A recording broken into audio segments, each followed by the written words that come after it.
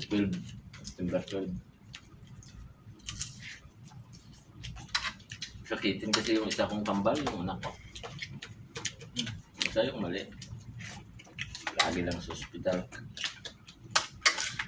Kaya napapanik na ako. Kaya problema eh. Bilang yan. Kaysa naman walang problema na paano. Oo. Parang sila ko yun ah. Yung nga walang anak na paano eh.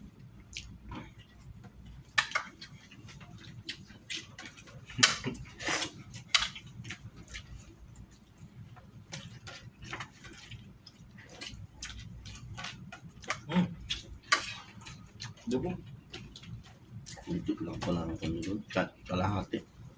Lahati ba yun? Sagan? Dati na tanong kita kanina eh. Isa yun. Kalahati pala yan eh. Isa.